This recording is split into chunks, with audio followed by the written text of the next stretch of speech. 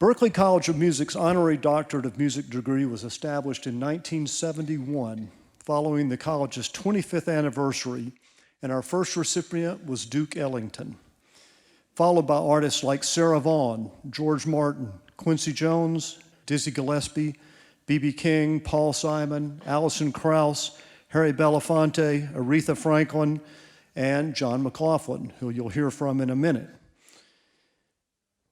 Rhythm is Ustad Zakir Hussain's lineage and his legacy. More than his commitment to the traditions of Indian music, more than his mastery of the tabla, more than his genre-shattering collaborations, Hussain's core influence throughout his long career has been to show us how we might find a shared connection in the beat of a drum, a universal rhythm, a common pulse, a collective heartbeat.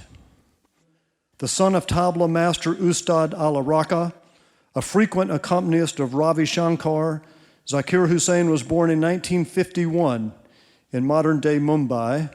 When Hussain was brought home from the hospital at 2 days old, his father, instead of whispering a traditional prayer to him, as was customary, sang rhythms into the boy's ear. Quote, "This is my prayer," he explained, and it seems to have worked. Hussain began studying tabla under his father's tutelage at age 7, and by 12 he had begun touring professionally. In 1974, Hussain formed the seminal fusion band Shakti with guitarist John McLaughlin, violinist L. Shankar, and percussionist T.H. Vinayakaram. By combining Western jazz influences with both Northern and Southern Indian instrumentation and rhythms, Shakti helped lay the framework for what would become contemporary world music. The band also demonstrated the role that jazz could play as a bridge between Western music and the improvisational styles of Indian classical music. Over more than half a century of musical innovation, Hussain has amassed nearly 150 album credits, including projects with such varied artists as George Harrison, Yo-Yo Ma, Bela Fleck, the Kronos Quartet, and choreographers Mark Morris and Rennie Harris. 2 of his albums with Grateful Dead drummer Mickey Hart, Planet Drum and Global Drum Project received Grammy Awards, and he has received many, many honors and accolades in the US, India, and beyond. As a performer, Hussain is a consummate improviser, and if you watch him, you can see it in action tonight. Totally present and keenly responsive. He's a lifelong student, always delving deeper into his own musical heritage, while also searching for new connections with other traditions. And he is a true master, a virtuoso of his instrument, with a commitment to passing on the knowledge that music is a global language, and that if we approach the craft with care, we can carry on a musical conversation with anyone. This is a vision that's at the heart of an institute like the Berklee India Exchange, which certainly owes a great debt to Zakir Hussain. And let me just say, his enormous generosity to come and spend this week getting our students ready for this performance is the experience of a lifetime. There is no education like having a master like Zakir Hussain get you ready to perform for people like yourselves. So for his immense contributions to global musical culture, for crossing countless barriers in pursuit of our shared rhythms, tonight we will present Berklee's Honorary Doctor of Music to Zakir Hussain.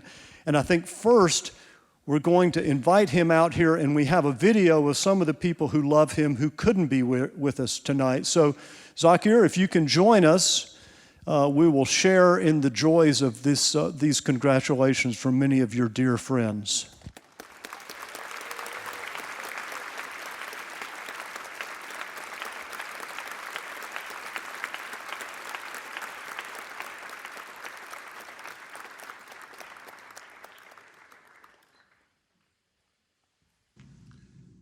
Dear Zakir Ji, Mubarak, welcome to the Berklee Doctorate Club. Music may be as close as we have to a universal language, and probably nobody speaks that language more beautifully than my friend Zakir. As a teacher, a developer, a giver, a friend, He is a spiritually enlightened human being above all aspects who lights the way for everyone.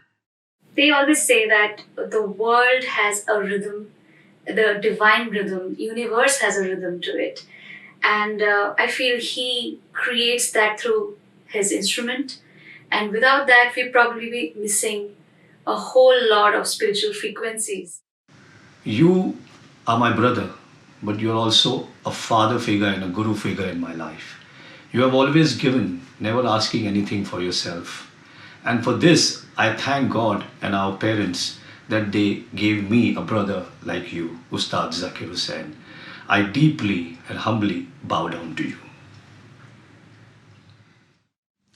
Hello dear friends, I'm John McLaughlin. This year I celebrate 50 years of friendship with Zakir Hussain. I met him in the summer of 1969 and my life changed. In the past 50 years, I can never tell you or describe the marvelous musical experiences and personal experiences I've had with Zakir. They are uncountable, and my life is so much richer as a result of my friendship with Zakir. And believe it or not, we have the man himself.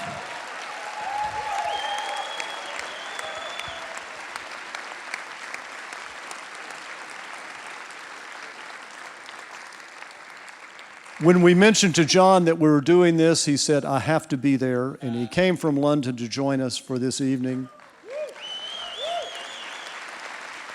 And if you think our percussionists are terrified to play with Zakir, think about our guitar players with John. John, would you like to say a word or two? Oh, I have more than a few words, if you don't mind. If you don't mind, I'll get my glasses out. This is the gray hair goes with the glasses, you know. You like my hat?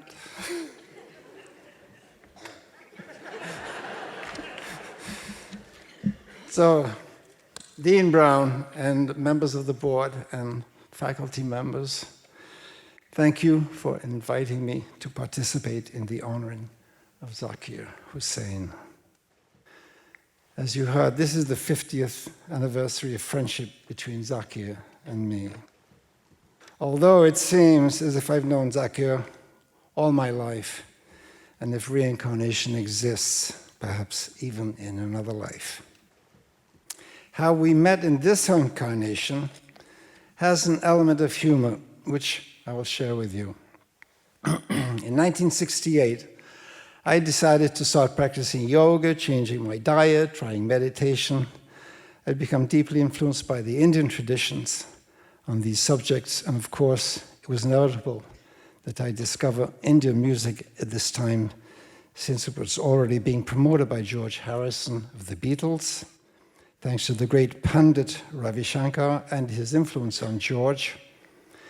However, as a jazz musician, I was more interested in the impact that Pandit Raviji had on John Coltrane, who had also become under the influence of Indian music and philosophy. Raviji's influence was such that it is no coincidence that John Coltrane's son was named Ravi. In any event, by the spring of '69, I found a North Indian flute teacher in New York and was on my way learning the fundamentals of North Indian classical music.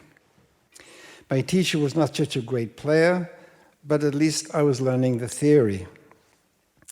I'd also become friends with Jim, the owner of a music store in Greenwich Village, where he sold sitars, tablas, and other Indian instruments. And one day I was in the store, and I asked that if ever an Indian musician visited the store, to ask them on my behalf if he or she would give me a lesson in Indian music. A few weeks later, I got a call saying there was someone who would give me a lesson, although since he was a tabla player, the lesson would be vocal.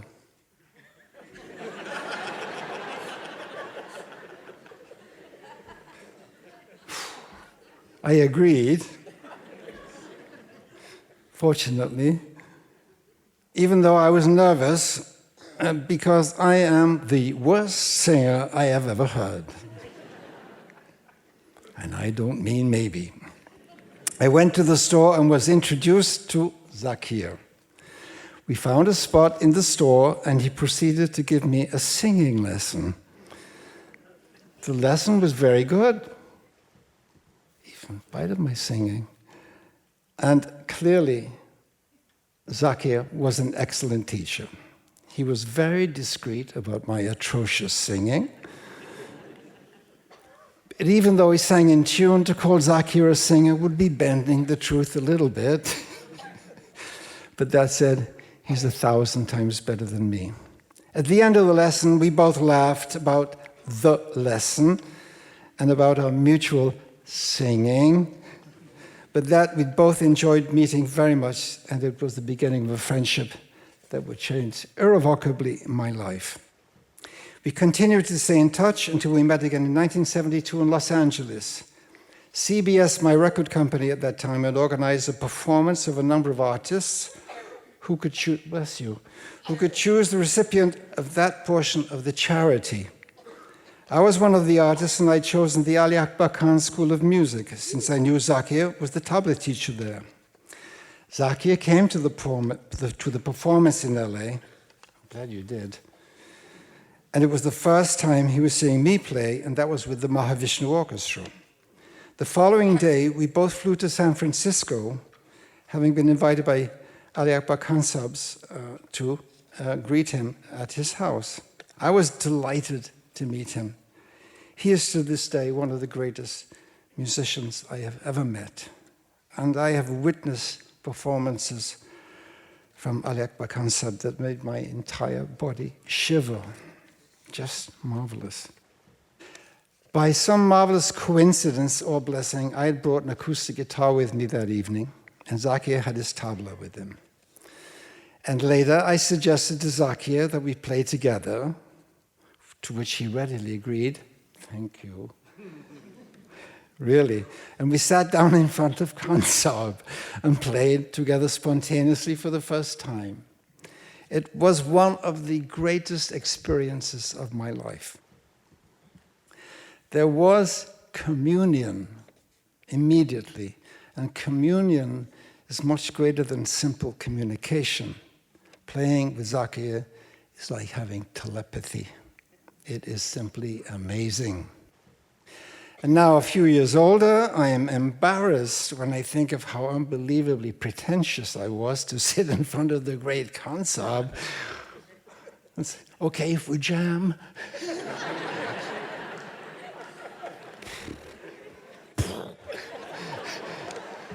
But fortunately, youth has its advantages, because we don't realize we're being pretentious, and anyway, we don't care.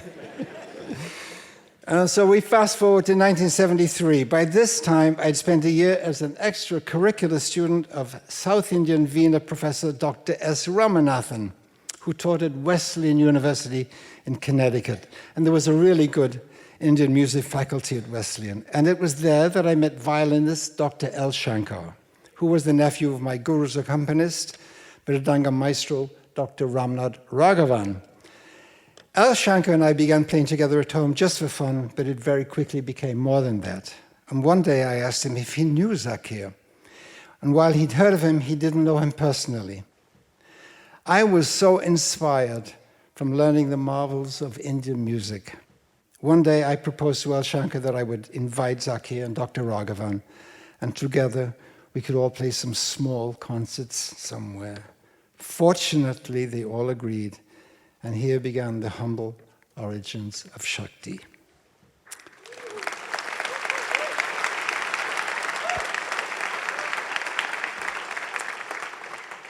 And from the outset, the experience of Shakti was unique, not only in a musical sense, but also in the sense of the communion of which I spoke earlier. It was beyond anything that I had ever experienced. We continued playing small concerts together, even though I continued playing tours with Mahavishnu, and Zakir continued teaching at Khan Sab's school and playing concerts. But by the end of 1975, that period of Mahavishnu was over. For my musical development and even personal development as a human being, it became imperative that I abandon all other musical projects in favor of Shakti. I flew to India in December that year to find another South Indian percussionist to replace Dr. Raghavan, since he was not interested in touring with the group. And it was in Madras where I found the marvelous T.H. Vinayakaram, who became a permanent member of Shakti from that point. The rest is history, and I'm happy to tell you that today, Shakti, with all the ups and downs of life and death, it's still alive and well, and a joy to my heart.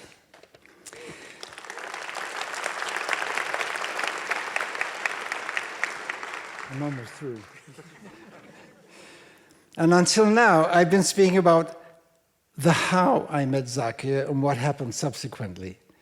And it must be clear to you that my meeting with him changed my life forever, and changed in the most marvelous of ways. To say I'm blessed to have the friendship of Zakir is the vastest of understatements. I cannot imagine how my life would have been without his presence in it. He is utterly unique. His playing is perfection in every way. In fact, I do not have words to describe it. Over the decades and hundreds of concerts we've played together, I can say with absolute honesty that he has inspired me in every single one.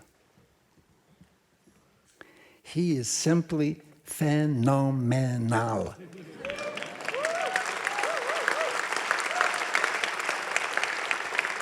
He is a perpetual source of inspiration, and my gratitude to him will be forever. Zakir Bhai, you deserve every award. Thank you.